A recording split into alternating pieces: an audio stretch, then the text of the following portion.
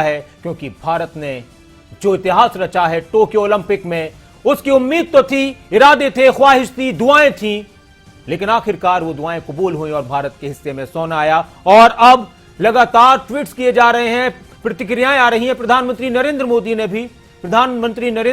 भी ट्वीट किया है और उनकी तरफ से भी खुशी का इजहार किया गया है। नीरज चोपड़ा को बधाई दी गई है। और इस तरह से अगर बात की जाए तो आज का दिन ऐतिहासिक दिन और बहुत ही खुशियों वाला दिन। किस तरह की तस्वीरें सामने आई हैं सभी की, वो अपने आप में बहुत अहम है। और मुख्यमंत्री जयराम ठाकुर साहब हमारे साथ जुड़ चुके हैं।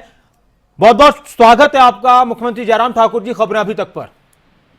धन्यवाद सर, जाहिर सी बात है कि खुशी का दिन है आज और आप भी बहुत खुश थे, आपकी प्रतिक्रियाएं भी सामने आई है। किस तरह से महसूस कर रहे हैं? आज सोना भी भारत ने जीत लिया है टोक्यो ओलंपिक में, जेवलिन थ्रो में नीरज चोपड़ा का कारनामा।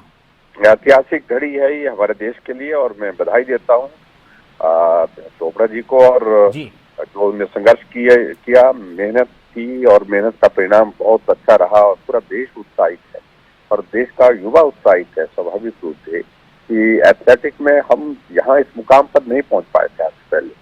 और दूसरी बात, सबसे बड़ी बात है कि जिस तरह से आदरणीय प्रधानमंत्री जी ने स्पोर्ट्स में कैरियर बनाने वाले बच्चों के लिए जिस तरह से उनको प्रेरणा दी, प्रोत्साहन दिया, सहयोग दिया, तो वो काबिले तारीफ है। सबसे बड़ी बात तो ये भी है, मैं महसूस करता हूँ और हमारे लिए सबसे बड़ी प्रसन्नता का विषय है। हरियाणा के मुख्यमंत्री जी ने भी पिछले कुछ अरसे से हमने देखा कि उन्हें बहुत फोकस होकर के स्पोर्ट्स के क्षेत्र में बहुत बेहतरीन किया और हरियाणा बहुत आगे चल रहा है पूरे देश भर में।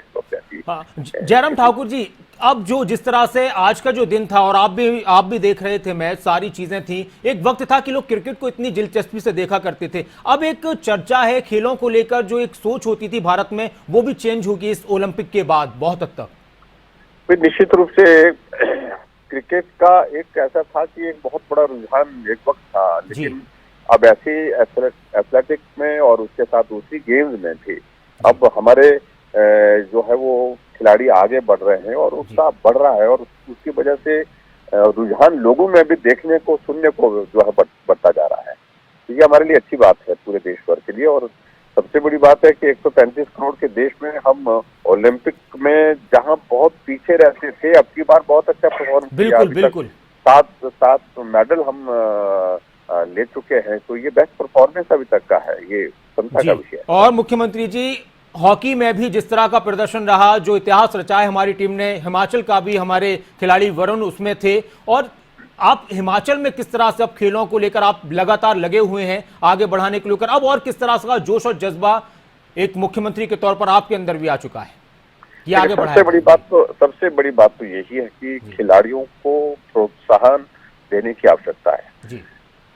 हमारे यहाँ क्षमता है, योग्यता है, सब चीजें हैं, लेकिन कई बार हम उन क्षमताओं को आप ठीक समय पर आकलन नहीं कर पाते।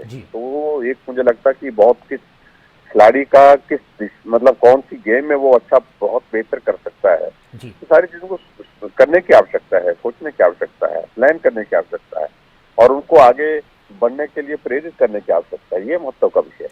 और मेरा एक और आखिरी सवाल आपसे है कि अब जाहिर सी बात है कि प्रधानमंत्री भी बहुत खुश हैं, पूरा देश खुश है और इसको लेकर बहुत सी चर्चाएं चल रही हैं। आने वाले वक्त में जब भी देश के बारे में कुछ नीतियां बनती हैं, बड़े फैसले लिए जाते हैं, तो एक मुख्यमंत्री के तौर पर आपकी भी राय ली जाती है, तो आपको लगता है कि अब नए सिरे से सोचा जाएगा भारत में ओलंपिक्स को लेकर, दूसरे एथलेटिक्स गेम्स को लेकर और दूसरे खेलों को लेकर, और बहुत मजबूती से कदम उठाए जाएंगे? बिल्कुल, निश्चित रूप से बहुत परिवर्तन आएगा, बहुत परिवर्तन आएगा।